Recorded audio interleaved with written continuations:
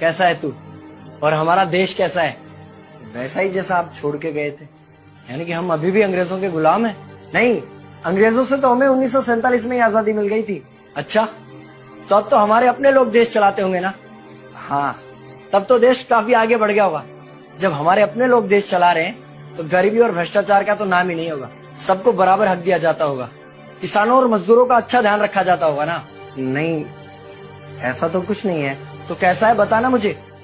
कैसे हमारे अपने नेता, हमारे आजाद भारत के नेता, 100 साल हो गए मुझे गए हुए, बताना। हमारे अपने नेता वो तो अपनी जेबें भरने में लगे हुए हैं। आने वाली 7 पीढ़ियों को नहीं बल्कि 700 पीढ़ियों को ना कमा कर खाना पड़े उस चीज के इंतजाम में लगे हुए हैं। तो तुम लोग क्या कर रहे हो और हमारे देश का युवा क्या कर रहा है? हम लोग तो इंस्टाग्राम पर रील्स देखने में बिजी हैं। यानी कि हमारी कुर्बानी का देश के लोगों पर कोई असर नहीं पड़ा। देश के लोगों में कोई देशभक्ति नहीं, कोई देश प्रेम नहीं।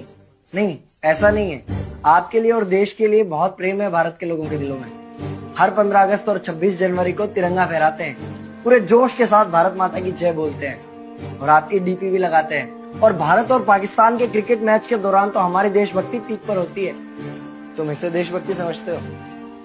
तो फिर क्या है देशभक्ति? अगर तुम्हारी देशभक्ति समाज को सुधारने में, गरीबों को अच्छी शिक्षा या बराबर का हक नहीं दिलाती तो कोई काम की नहीं है तुम्हारी देशभक्ति।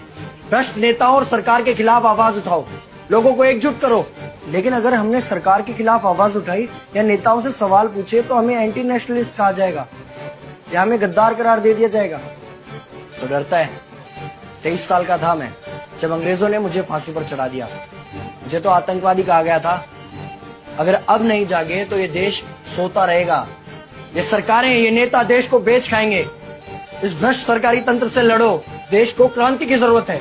क्रांति यानी कि हमें हथियार उठाने होंगे, बंदूकें उठानी होंगी जैसे आपने उठाई थी। नहीं, हमारी क्रांति विचारों की थी। जब अंग्रेजी हुकूमत ने हमारी आवाज नहीं सुनी तो हमने और जोर से आवाज लगाई और अपने विचार रखे।